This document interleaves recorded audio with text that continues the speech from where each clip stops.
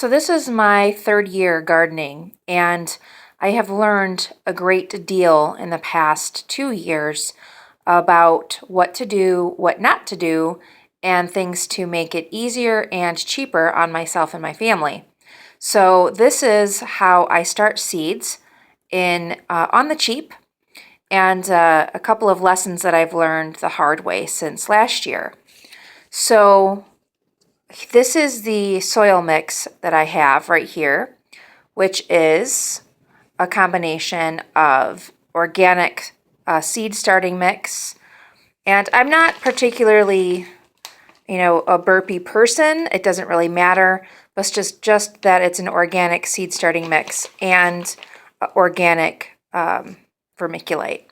And the vermiculite is actually made out of rock, and it helps keep water in the mix. So I just grabbed an old plastic container that I had laying around, and I'm mixing up the organic seed starting mix and the vermiculite.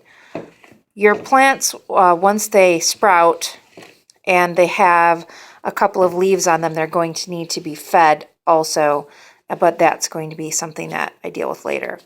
So this is how I do it. I actually buy Dixie cups, like you see here. I did use 3-ounce cups last year. This year I'm going to use 5-ounce cups.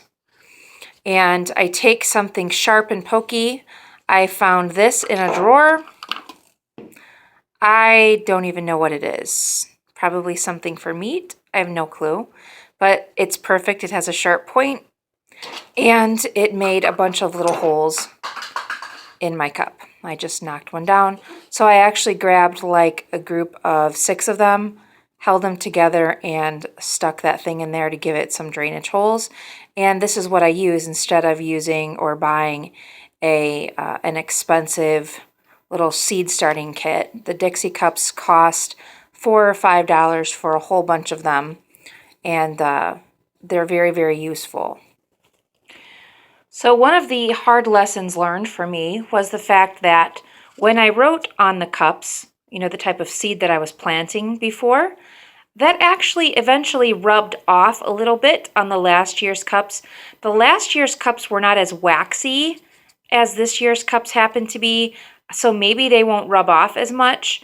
Last year's were more paper, so all of the watering and stuff like that rubbed it off. So I didn't exactly know what I had once they grew and germinated, which was a problem, obviously.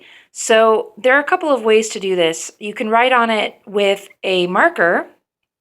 This is a Sharpie marker. Or I thought of something as I was writing this, because this is going to get very monotonous writing this same thing. I think that you could use your computer and maybe make some address labels, which might or might not rub off with water, or you can simply give it a number. So this one is the first seed packet I found. I mostly want to grow heirloom this year, but there are a couple of hybrid varieties that I want to try. So this happens to be one of them. So I put a number 1 on that cup, and then on the seed packet, I put a number 1. I will save these seed packets because I may not use all of the seeds this year. So then I'll know what it is that I'm growing. So once I get the cup, filled with its soil, this is just for show, and the seed put in there, I bought these trays at the dollar store. And these are baking trays or, cake, whatever those things are, and they are only $1 a piece. I bought a whole box, so I have 12 of them. So once I fill up my row, I might have these all be the peppers or whatever. I will, of course, water the seeds with warm water and use that to make a portable sort of cheap greenhouse effect until those seeds start to sprout. Now, I do have a light situation that I will show in a different video. But, so you've got dollar store cake things with lids. Now I'd like these to be clear but they didn't have clear ones. They had red or green. So whatever, I chose the red ones. I've got the seed starting mix that cost, $2 and some cents at my local big hardware type store.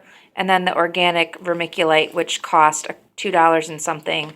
And this will have plenty with some left over for all of the seeds that I'm starting.